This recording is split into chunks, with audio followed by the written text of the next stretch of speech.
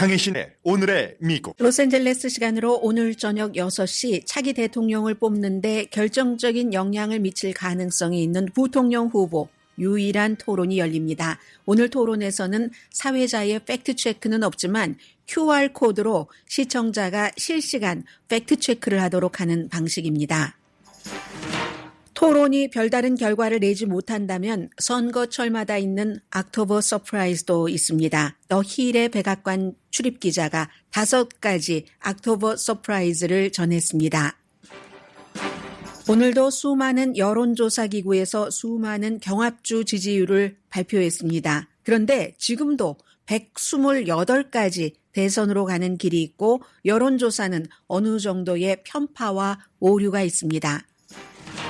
허리케인 헐린 피해는 예상보다 크고 이 피해 지역의 경합주도 포함돼 선거에 영향을 이미 미치고 있습니다. 뿐만 아니라 트럼프 후보는 이 사안에서도 눈뜨고 거짓 선전을 합니다.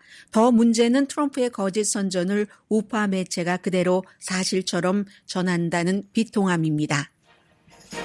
4만 5천 명의 항구 노동자가 오늘 동부와 걸프 연안의 36군데 항구에서 파업을 했습니다.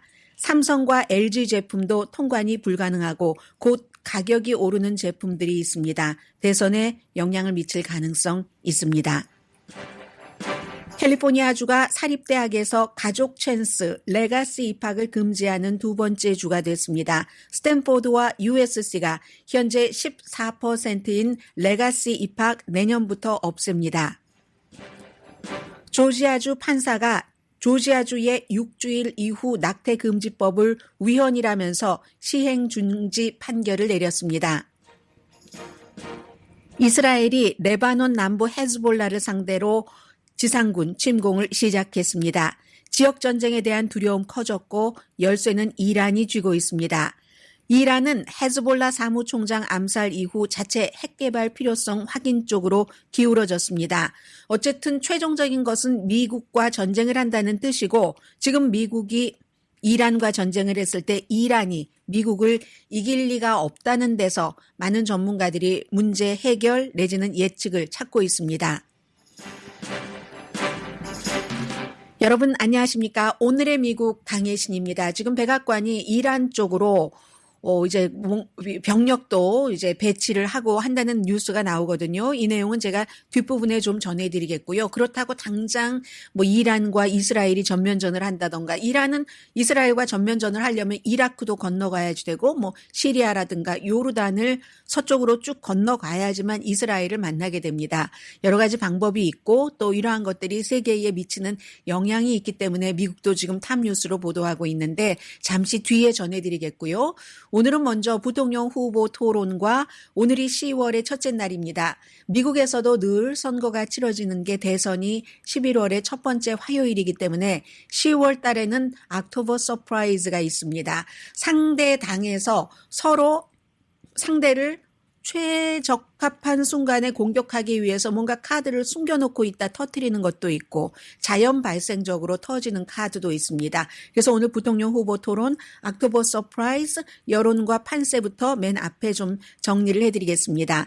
로스앤젤레스 시간으로는 저녁 6시 그리고 동부 시간으로는 9시 한국 시간으로는 아침 10시에 결정적인 일격이 될 마지막 기회 이렇게 표현을 드리겠습니다. 물론 아직까지도 트럼프와 해리스 후보의 토론이 있을 것 같아라고 보고 있는 사람들도 있거든요. 아주 많다라고 볼 수는 없지만 그렇지만 그게 지금으로서는 아니라고 보는 사람이 더 많으니까 그럴 때 오늘 부통령 후보 토론은 예전에 부통령 후보 토론 보지 않았습니다. 일반 사람들은 그런 것과는 전혀 다른 결정적인 일격의 마지막 기회일 가능성이 있다고 말씀을 드렸습니다. 서로 다른 스타일이고 완전히 정치적인 신념도 다릅니다. 두 남자 전략도 다르죠. JD 벤스 공화당의 부통령 후보 같은 경우는 심지어는 거짓이라도 주목받으려면 해야지 된다라는 것을 본인이 공개적으로 인터뷰에서 얘기를 했고 그에 비해서 이 팀 월즈라는 미네소타 주지사면서 민주당의 부통령 후보는 굉장히 이 사람은 진보적인 정책을 미네소타에서 하는 사람입니다. 그런데 말하는 그 수단이요. 이웃집 아저씨처럼 해서 그 진보적인 정책을 굉장히 상식적인 것으로 이렇게 뭔가 사람들에게 설명하는 그런 재주가 있는 아주 두 사람이 너무너무 대조적입니다. 막 학력부터 다요. 그래서 우선 J.D. 벤스 후보를 보면은 오하이오주의 첫 번째, 그러니까 임기 1기 상원 의원이고 트럼프 후보가 이 사람을 뽑은 데는 당연히 중서부의 백인 지지를 받기 위해서 왜냐하면 너무너무 힘든 가정에서 자라서 고등학교 졸업하자마자 뭐 군대부터 갔다 와서 이제 오하이오 주립대학교를 나오고 예일 법대를 나온 사람이기 때문에 중서부의 노동계층의 백인들에게 어필을 하겠다 싶어서 그것보다도 마가 운동에 대해서는 트럼프보다 더한 마가입니다. 어쩌면 이 점은 그렇기 때문에 트럼프가 바이든 대통령보다도 생일이 몇 개월 빠르기 때문에 바이든 대통령은 11월 달이고 트럼프 후보는 6월 달이잖아요. 그래서 나이가 많으니까 만약에 트럼프가 대통령이 된다 할 때 이 벤스라는 지금 이제 40살 됐죠. 8월 달에. 이 사람이 어떤 생각을 갖고 있느냐를 사람들이 너무 중요하게 쳐다보겠죠. 오늘 같은 경우는 딱 그 only one 무대이기 때문에 테크 업계에서 대학교 졸업하고 나서 일했습니다. 실리콘밸리 벤처 캐피털리스트 출신이고 그리고 이제 테크 업계의 지원으로 돈 많이 테크 업계에서 이 사람을 지원했습니다. 우리에 대한 뭐 규제 좀 약하게 해달라고 해서 연방 상원 의원이 된 사람인데 사실은 연방 상원 의원이 된 지가 얼마 안 되니까 이 사람이 트럼프 후보를 그전에는 미국의 히틀러라고 불렀습니다. 그리고 여러 가지 이제 성추문, 성 문제에 관한 재판이 있고 할 때는 그 트럼프 말을 누가 믿어? 다 저 주장하는 증인들, 여성들 말을 믿어야지. 이렇게 말하자면 한마디로 네버 트럼프에서 마가의 챔피언으로 올라선 사람이 J.D. 벤스입니다. 굉장히 자신감 있고요. 순발력도 있습니다. 말 잘하고요. 그런데 이제 약점이라고 하면 스스로 무리한 주장을 많이 해서 무슨 뭐 아이 없는 고양이 레이디라든가 아니면 IT계 이민자들이 애완동물을 잡아먹는다고 한다던가 이런 것들은 트럼프 후보보다 비슷하게 어떤 때는 조금 더 한 발짝 나가는 것 같은 느낌도 주는 그런 J.D. 벤스 부통령 후보. 그에 비해서 팀 월즈 60대고요. 팀 월즈 후보는 미네소타 주지사지만 제일 먼저 카멜라 해리스가 그를 소개할 때 코치라고 소개를 하잖아요. 풋볼 코치라고. 미국 사람들이 그만큼 좋아한다는 얘기고 하이스쿨 선생님이었고 방위군 했고 뭐 수십 년 하원 의원도 했고 학교 선생님일 때는 중국에 가서 이제 대학교를 졸업하고 나서 일을 미국에서 하나 이렇게 하다가 뭐 일자리가 마땅치 않고 했어요. 그래서 중국에 가서 중국 학생들에게 이제 영어를 가르치고 해서 중국을 이제 그 뒤에 교환학생 교환 등등으로 해서 뭐 30번인가 갔다 왔다고 하잖아요. 유머 감각이 아주 뚜렷하고 호감도가 J.D. 벤스와는 비교하지 못할 정도로 높습니다. 그리고 weird, 이상해, 저 사람 이상해 하는 말을 유행을 시켜서 굉장히 친화적인 언어를 하는데 그 친화적인 언어로 진보적인 정책을 옹호를 합니다. 예를 들면 이런 거죠.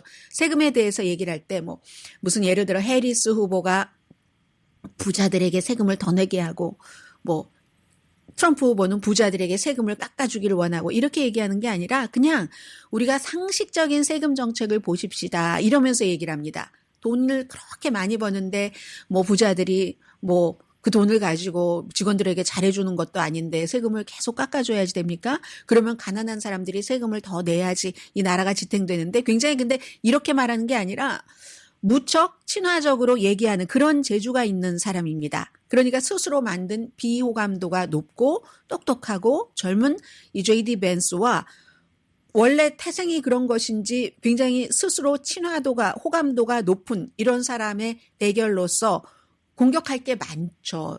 지금 도전자 팀에서 J.D. 벤스가 경제, 이민, 범죄 그리고 또 미네소타 주지사로 있었을 때 이것도 이 J.D. 벤스가 뭐 가짜 주장도 많이 하고 있는데 무슨 아이들 화장실에 뭐 콘돔 놓고 하는 것에 대해서 가짜가 굉장히 많습니다.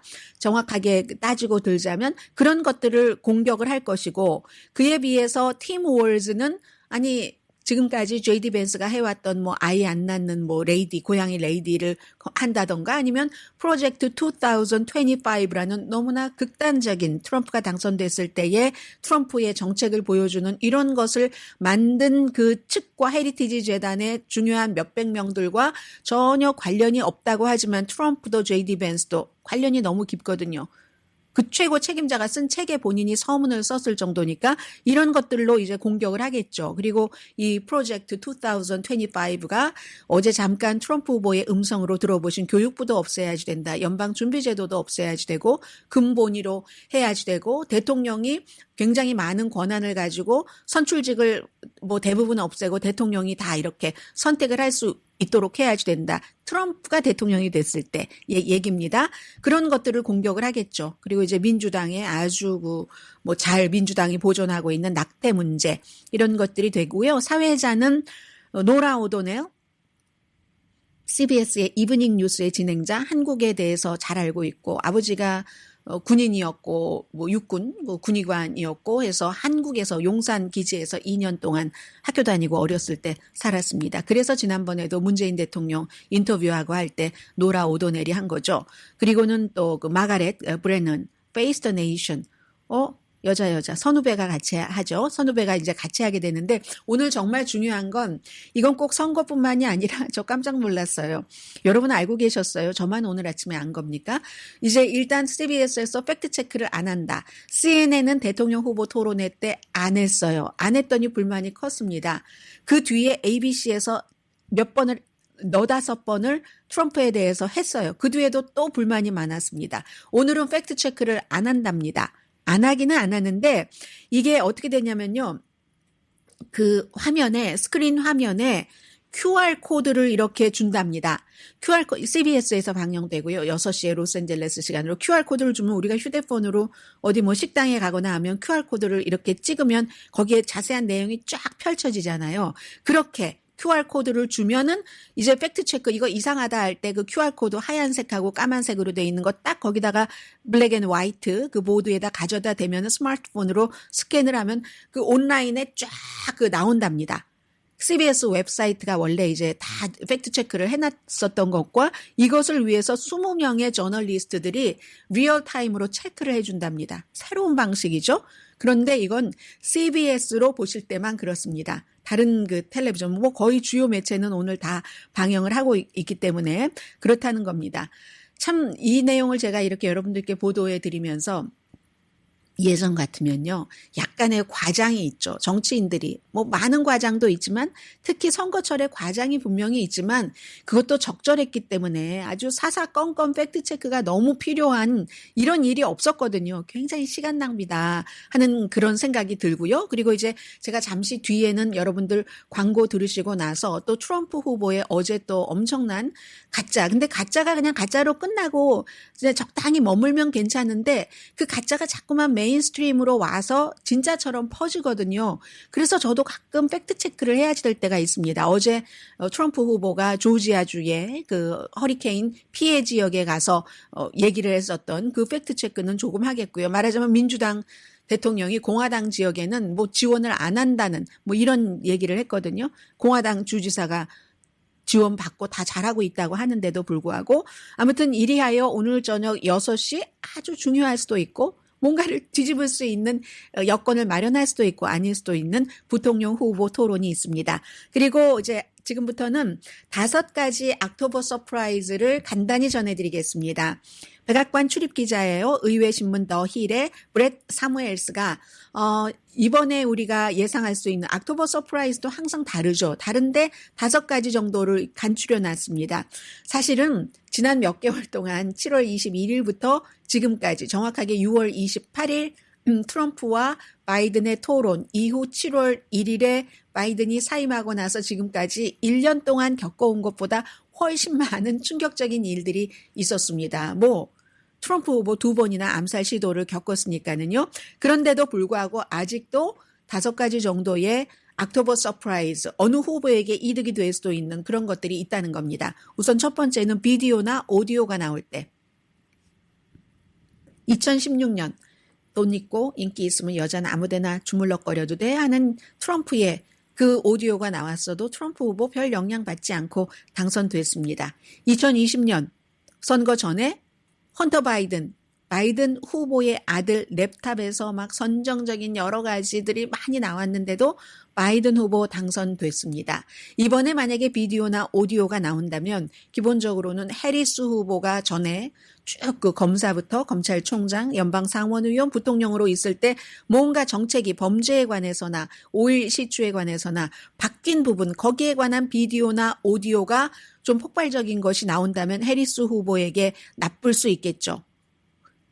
그리고 트럼프 후보는 너무 충격적인 말을 뭐 거의 날마다 하니까 별 그 영향을 받지 않을 수 있지만 다만 하나를 지적을 합니다.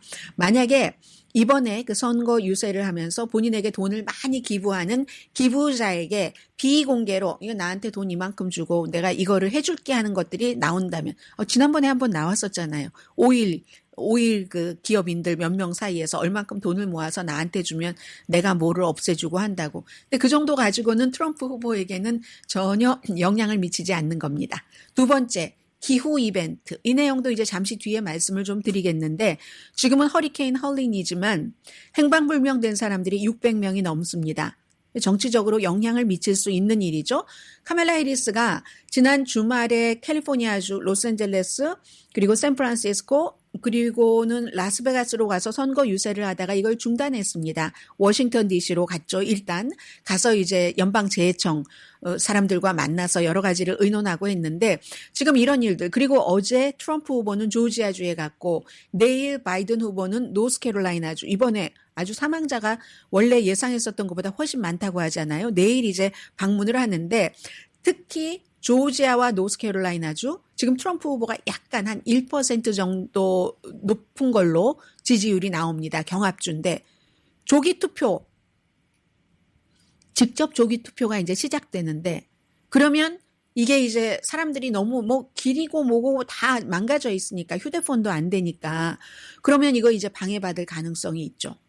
플로리다주도 큰 피해 지역이지만 플로리다주야 아무리 뭐 카멜라 해리스에 대한 지지가 높아진다 할지라도 그냥 아직까지는 트럼프 후보가 이긴다 하는 곳으로 그냥 놓는 것 같습니다. 세 번째의 옥토버 서프라이즈는 정치폭력. 트럼프 후보 2번의 암살 시도 있었지만 지금까지 최소한 6개 주에서 선거 관계자들이 의심스러운 소포를 받고 그리고 연방수사국이 지금 조사하고 있습니다. 그리고 뿐만이 아니라 선거 딱 끝났어요. 11월 5일 개표하는 과정에서도 폭력이 있을 수 있죠. 그로 인한 무슨 일이 어떻게 돌아갈지 모른다는 거죠. 특히 트럼프 후보가 계속 요즘에 반대자에 대한 그 공격 수위를 높이고 인신공격을 하고 오늘 아침에는 후보 토론을 하는 날인데 부통령 후보 토론날 민주당 부통령 후보를 엄청 비난하는 그런 소셜미디어에 글을 썼습니다. 자, 네 번째 옥토버 서프라이즈는 또 다른 토론이 있을 것인가. 아직까지 트럼프 후보는 아니라고 하거든요. 이유는 조기 투표가 이미 시작됐는데 메일로 하는 것도 그렇고 너무 늦었다면서 거부하고 내가 이겼는데 왜 해? 추가 토론은 항상 진 사람이 하는 거야. 이렇게 얘기를 하지만 트럼프 주변에서는 해야지 된다. 첫 번째 후보 토론에서 너무 못했기 때문에 만회를 해야지 된다라고 주장을 하고 일리가 어느 정도 있다고 보는 게 캘리언 코네이라는 대안 사실이라는 걸 제일 처음에 얼터너티브 팩트라는 말을 만들어낸 트럼프의 전략가였었죠. 백악관에. 지금은 아닙니다만 여론조사 전문가였습니다. 원래 캘리언 코네이라는 여성이. 그래서 그 여성도 오늘 아침에 얘기하는 거 보니까 뭐라고 얘기하냐면요. 대안 팩트를 만들어낸 사람답더군요.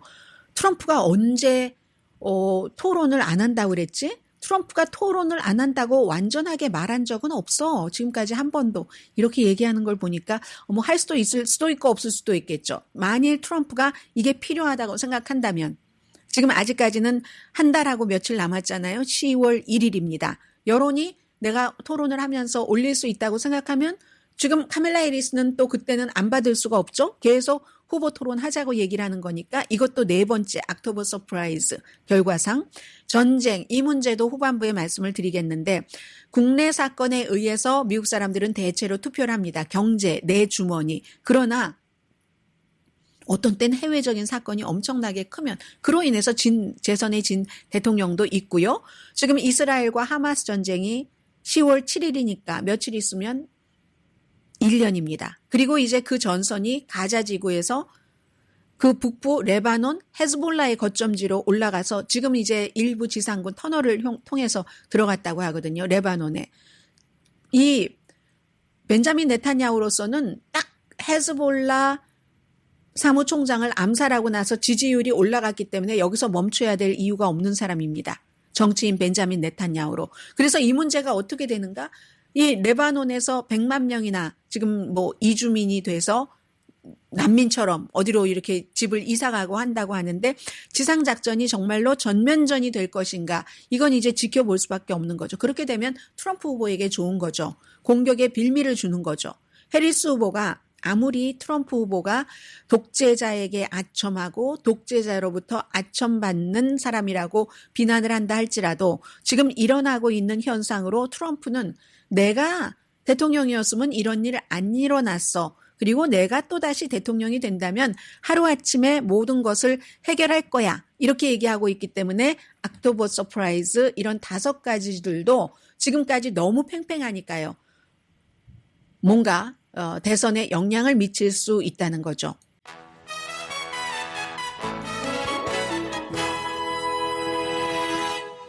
여론과 판세는 잠시 뒤에 전해드리겠습니다. 좀 길어질 것 같아서요.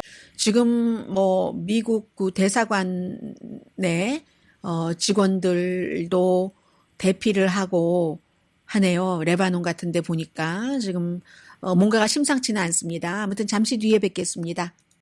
라디오 서울 방송 오늘의 미국 듣고 계십니다. 네, 여론과 판세 간단히 말씀드리죠. 지금 우선 여론과 판세 하면은 어디서 여론조사, 경합주 지지율을 조사를 했는가 하는 게 굉장히 중요하거든요. 오늘은 제가 한 1, 2분 정도 네이트 실버라는 이런 여론조사 전문가가 그 평가를 내린 것을 조금 보겠습니다. 우선 제일 그래도 믿을 만한 민주당이다, 공화당이다, 편파적이지 않은 그 여론조사 결과를 보면은요. 퀴니피아 그리고 유가브 영국의 제가 많이 인용을 하는 곳이죠. 그리고 뉴욕타임즈와 시에나 칼리지 뭐 이런 정도요.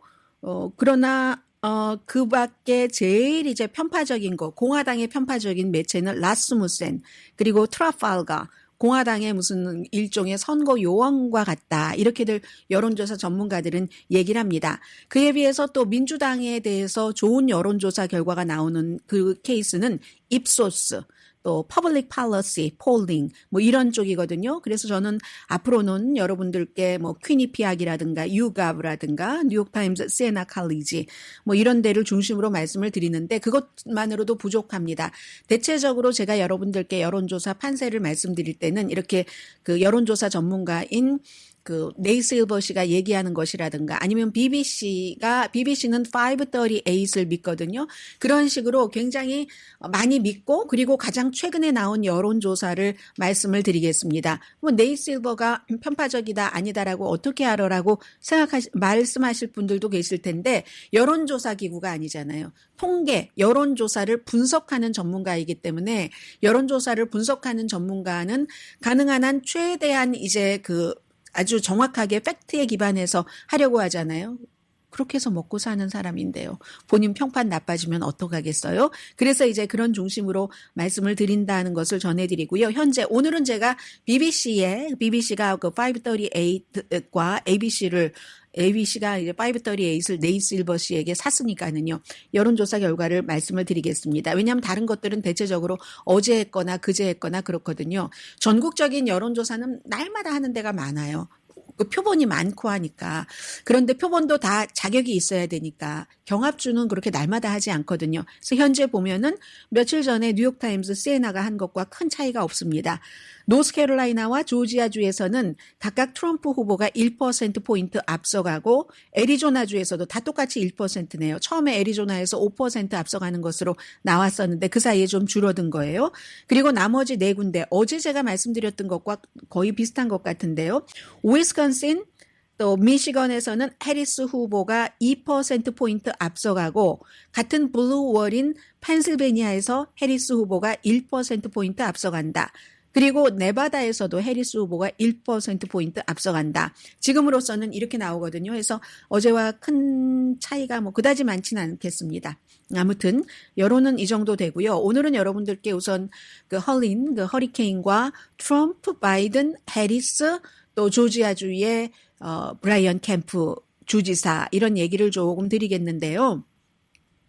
우선 그 조지아주라든가 노스캐롤라이나 플로리다주에서 이번 허리케인 때문에 피해를 입으신 분들 저희가 뭐 도와드릴 일은 없어도 마음으로는 많이 도와드리고 있습니다. 뭐 연방 정부에서 아직까지는 연방 정부, 연방 재해청에서 구호라든가 이런 것들을 하고 있고요. 130명 이상이 사망했고 6개 주에서 저쪽 위에 버지니아까지 플로리다주에서는 워낙에 트럼프 후보가 인기가 있어서 트럼프 기념품점이 따로 있더군요. 이런 곳에 뭐 약탈도 당했다고 하고 어떤 지역에서는 화학 약품을 처리하는데 뭐 흔한 일이잖아요. 불이 났다던가 전기 자동차가 이 그라지에 세워뒀는데 소금물 때문에 폭발한 이런 케이스도 있거든요. 노스캐롤라이나주에서.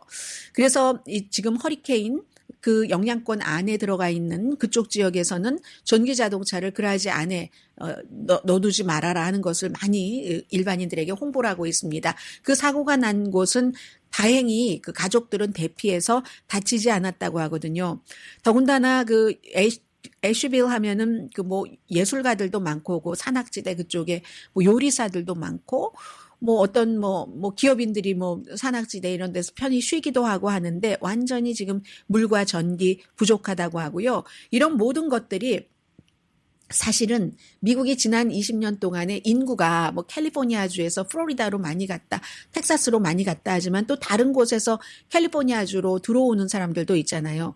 거의 인구 이동이 남부와 서부 쪽으로 이제 집중적으로 됐습니다. 북부에서 내려오는 거예요. 뭐 여러 가지 이유가 있겠죠. 일자리도 그렇고 날씨도 그렇고 해서 전부 남쪽과 서쪽으로 오니까 이젠 자연재해가 일어날 때 너무 이게 심해지는 겁니다. 인구가 늘어나니까 그 제한된 땅에 뭔가를 이만큼만 해야 되는데 뭔가를 과잉으로 해서 말하자면 인간이 만들어낸 재앙이라고도 될 수 있는 거잖아요. 그게 자연재해와 딱 마주쳐서 피닉스 같은 경우 뭐 지금 뭐 100도가 넘는 게 뭐 며칠이라고 하던가요? 캘리포니아주도 시에라 네바다 화재 위험 그렇게 많다 하는데도 그런데도 여전히 그쪽으로 사람들 몰리고 있죠.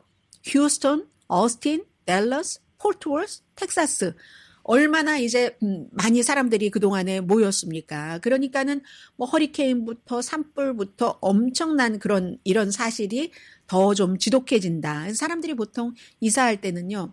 재난이 많이 일어난다. 이걸 걱정한다기보다는 날씨가 어떻지? 은퇴하시는 분들은 그리고 젊은 사람들은 뭐 일자리가 그럼 어떤가? 아니면 그 밖에는 라이프 스타일 이런 것을 보잖아요. 또 생활비를 보실 테고 그러니까 이제 이런 요즘에 지금 이렇게 일어나고 있는 허리케인 피해 지역도 인구가 많이 늘어나서 더 피해를 본 것도 있다. 뭐 요즘 이런 얘기도 나옵니다. 그러니까 지금 하나의 허리케인이 발생하고 나서 정부에서 당장 해결해야지 될 문제가 있고 지금 600명 이상이 행방불명이라고 하니까 그건 그거대로 하면서도 장기적인 계획도 같이 해나가야지 되는 거죠. 당연히.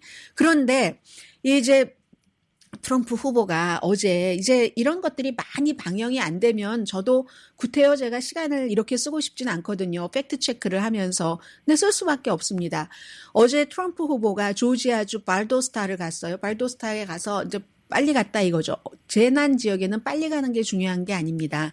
물론 그 사람들이 지금 예를 들어 현직 대통령이라든가 이런 사람들에게 위로받고 싶은 마음 그리고 가면 도와줄 것이라는 믿음 같은 것이 있는 건 사실이지만 엄청나게 많이 구조 작업이 먼저 돼야지 될 때 가는 것은 아니잖아요. 그래서 이제 어제 그런 곳을 가진 않았고요. 이 트럼프 후보가 바이든 대통령이 그렇기 때문에 큰 피해를 입은 노스캐롤라이나주를 내일 간다는 얘기입니다. 카멜라 해리스 후보도요.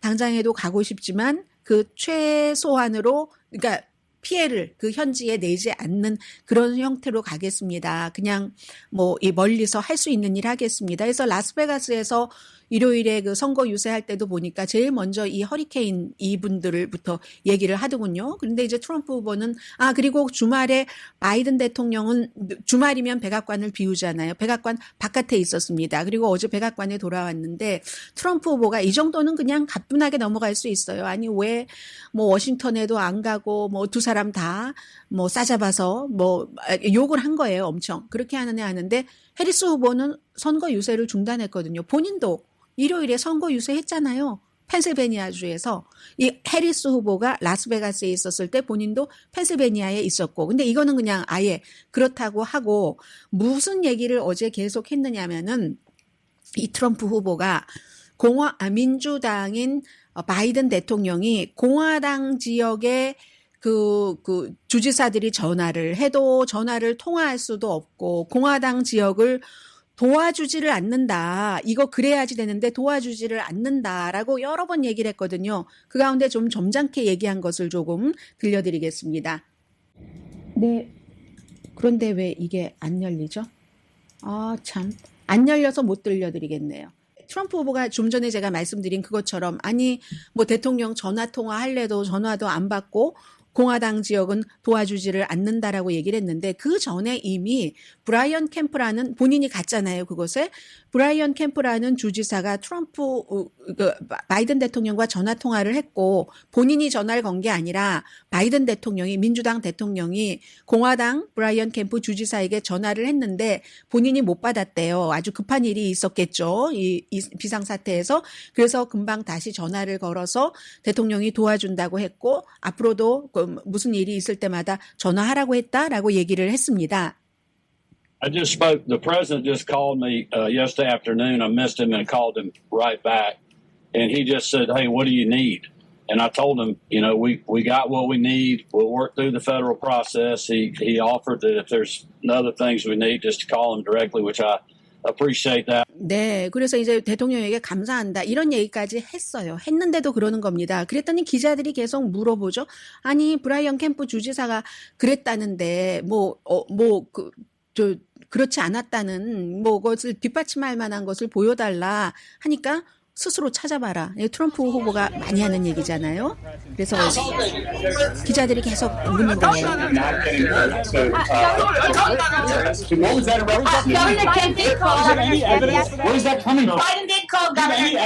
스스로 에비던스가 있느냐고 하니까 스스로 찾아보라고 이렇게 얘기를 하잖아요. 그리고 나서 또 이제 바이든 대통령이 백악관으로 돌아왔어요. 본인이 이제 백악관을 비워서도 계속 이제 전화로 일을 했었다는 얘기예요. 그랬더니 기자들이 트럼프 후보가 이런데 하니까 그 사람 왜 거짓말이다. 거짓말인데 왜 그런 거짓말을 하는지 모르겠다라고 바이든 대통령이 얘기를 합니다.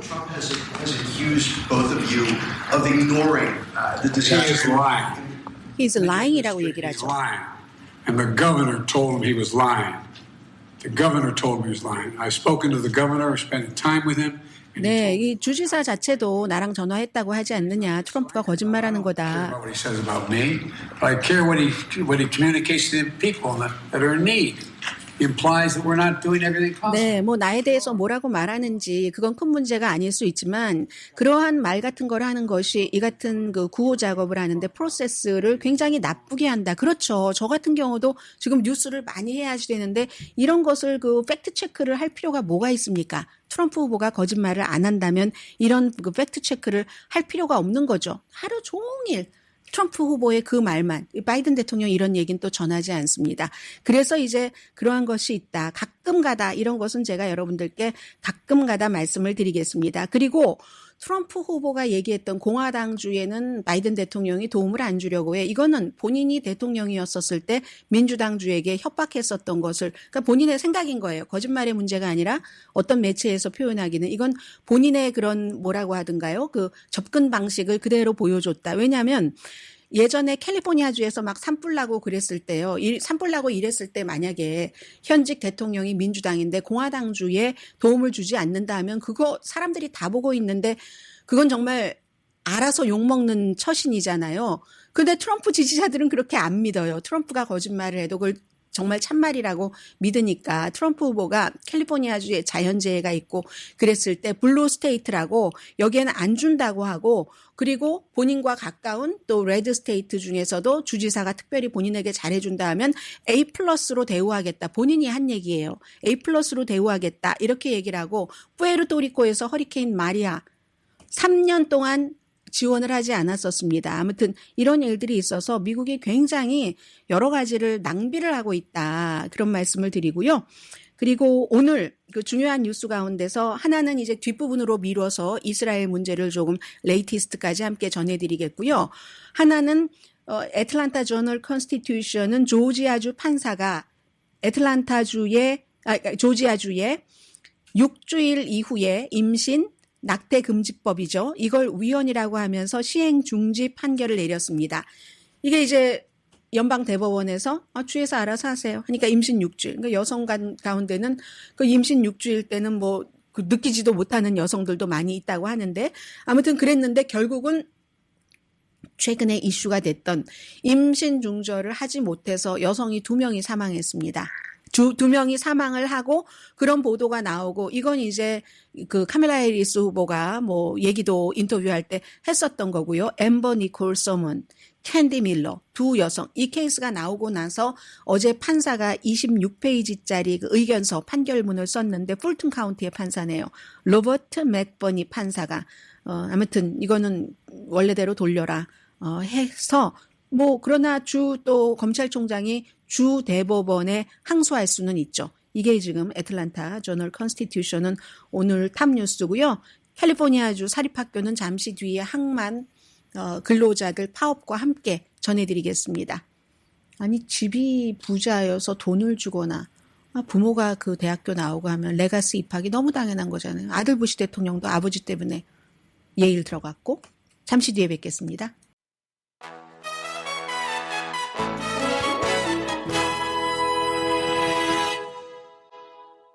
라디오 서울 방송 오늘의 미국 듣고 계십니다. 이란이 이스라엘을 향해서 미사일을 발사했다는 지금 뉴스가 나오고 있는데요. 그게 지금 그 경로와 어떠한 그 결과를 주는지까지는 안 나오는 것 같습니다. 몇 분 있으면 또 확인이 될 테니까 조금 더 자세히 우선 오늘 메인주부터 텍사스까지 그 항구 부두 노동자들이 파업을 하는 것 50여 년 만에 처음이랍니다. 1977년 이후에 처음이라고 하고 특히 이제 14군데 항구는 아주 그 중요한 항구라는 거죠.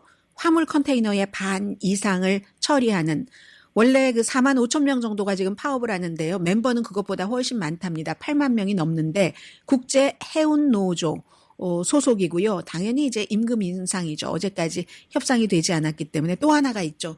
요즘은 이제 파업한다 하면은 임금 인상, 조건 인상 그것과 함께 자동화에 반대하는 이런 것들이죠. 시간당 임금을요, 뭐 굉장히 좀 다양하다고 하거든요. 29달러에서 39달러까지 뭐 이렇게 해서 6년 동안 매년 10%씩 한 70% 이상 요구를 해서 2030년까지 시간당 69달러. 뭐 항만 그 근로자들이 돈을 많이 받긴 하잖아요. 한 뭐 기본적으로 한 8만 달러 정도는 받고 오버타임 뭐 이런 것들 하면 20만 달러 이상 받는데 워낙에 이건 이제 근무 하는 일터의 작업 환경도 어렵고 위험하기도 하고 하는 거기에 대한 위험 수당이 많이 있는 거죠. 그런데 일단 지금 이제 파업을 시작했습니다.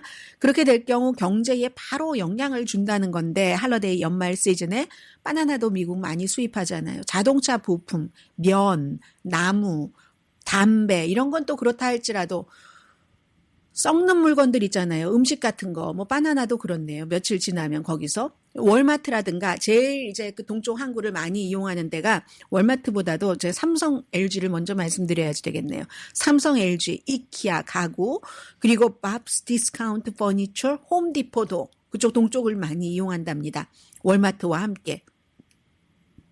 이렇게 되는 경우는 추가로 이제 보관료를 내야지 될 테고요. 그리고 이게 파업이 하루 파업을 하면 그 하루 파업한 것에 대해서 회복하는데 한 사흘에서 닷새가 걸린답니다. 또 파업이 얼마나 오래 지속되느냐에 따라서 다르고 그러면 앞으로 이제 몇 개월 지나면 가격이 비싸진다는 얘기가 되는데 뭐 미국의 수입품의 한 3분의 1이 영향을 받게 되고요. 하루에 45억 달러 피해라고 골드만삭스가 예상을 했죠. 이게 또 이제 좀 길어지면 10만 명 정도가 관련 뭐 일자리를 잃게 되는데 대통령이 권한이 있습니다. 파업하지 말고 계속 협상해라고 80일 동안은 파업을 중단할 태프트 하틀리 법이 있는데 이거 잠시는 견딜 수 있다고 보는 것 같아요. 그리고 나서 뭐 압력을 넣을 수 있는 쪽에 넣지 않을까라고 생각이 되는데 선거에 영향을 미치는 겁니다.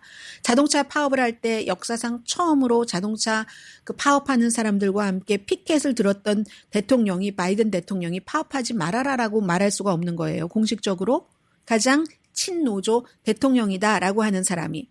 그래서 2002년도 그때는 뭐 선거철이 가깝지 않았었겠죠. 조지 부시 대통령이 이쪽 서해안에 이제 항구에서 파업을 할 때 이 개입을 했었었죠. 그때 11일인가 파업을 했었습니다. 그랬는데 이걸 잠시 뭐 얼마 며칠 안에 해결이 된다면 모르지만 길어지면은 민주당에 타격이 있을 가능성이 아주 크죠. 그러나 대통령으로서는 예를 들어 전체적으로 타격이 조금 있다 할지라도 이 4만 5천 명이라는 것은 분명한 표잖아요. 이 4만 5천 명의 표를 그냥 포기할 수 없는 그런 상황이거든요. 그래서 지금 이것은 굉장히 중요하다고 말씀을 드리고요. 그리고 오늘 이제 이 내용은 뭐 꼭 뭐 로스앤젤레스, 캘리포니아 지역뿐만이 아니라 미국 뭐 동부에서도 많이 포커스를 두고 보도를 하던데요. 사립학교의 레가시 입학, 이게 이제 우리 엄마, 아빠, 뭐 동생, 뭐 동생은 아니고 동생이 먼저 학교 갈 수도 있죠. 이런 레가시 입학. 근데 거의 그런 것에는 돈이 따릅니다. 연관이 돼서 뭐 누군가가 아무튼 연관이 돼서 그리고 이제 돈도 기부하고 하는데 캘리포니아주는 몇십 년 전부터 공립학교는 레가시 입학은 없어요. 어퍼머티브 액션이 많이 문제가 됐었지만 레가시 입학은 없었는데 이번에 그 법안을 어제 이제 게빈 뉴섬 주지사가 서명을 한 거죠. 당장 세계적으로 유명한 스탠포드 대학교와 USC가 영향을 받게 되죠. 2025년 내년 가을 학기부터 적용이 되고요. 어제 게빈 뉴섬이 서명하면서 운이 좋은 사람, 그러니까 타고난 뭐잖아요. 그런 사람만 캘리포니아 드림을 이루어서는 안 된다. 누구나 다 장점, 그리고 본인의 스킬, 노력 이런 것으로 공평하게 학교에 입학할 수 있어야지 된다. 이렇게 얘기하면 레가시 입학으로 장학금을 줘서 가난한 집 아이들이 얼마나 많이 공부를 하는데 이렇게 얘기하는 사람도 분명히 있습니다. 그런데요. 그것보다는 그냥 백인 부유한데 뭐 그냥 레가시 입학으로 등등 해서 가는 그런 것들이 훨씬 거기에 포커스를 더 많이 둔 거죠. 뭐 가난한 학생들을 돕기 위해서 뭐 그런다 이건 아니고 그리고 또 레가시 입학하는 사람들도 꼭 하는 얘기가 있어요. 그게 그냥 가족들 유대 이런 것이 있어서 그 학교를 가는 거지 정말로 자격이 있는데 그럼 자격이 있으면 돈만 내고 그리고 유대 관계가 있고 하면은 그냥 그 학교에 들어가는데 레가시 입학 혜택 안 받으면 되잖아요. 레가시 입학 혜택을 받았다는 것은 혜택이 필요하니까 받았다는 얘기가 될 테고요. 퓨 리서치의 연구 결과 여론조사 결과 2022년도 미국 성인의 75%는 누군가 가족과 친척이 그 학교에 다녔다는 이유로 입학하는데 좋은 점수를 줘서는 안 된다라고 답변을 했습니다. 그래서 캘리포니아주가 메릴랜드주가 이제 사립대학까지 레가시 입학을 금지한 첫 번째 주고 두 번째고요. 그리고 나머지 일리노이, 버지니아, 콜로라도는 공립대학과 칼리지에서만 금지를 합니다. 잠시 뒤에 이스라엘 뉴스 전합니다.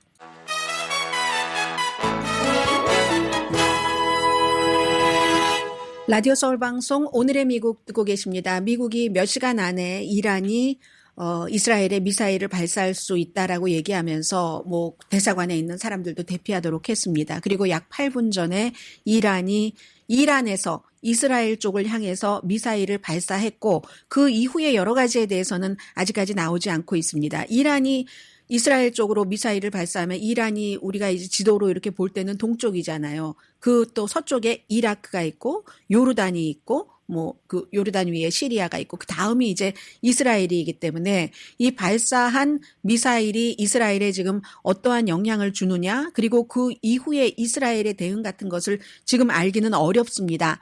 그런데 제가 지금 한 1분 30초 남은 사이에 이스라엘, 헤즈볼라, 이란, 미국을 조금 정리를 해드리자면 이스라엘은 레바논 남부 헤즈볼라를 상대로 지상군 침공은 터널을 통해서 시작을 했고요.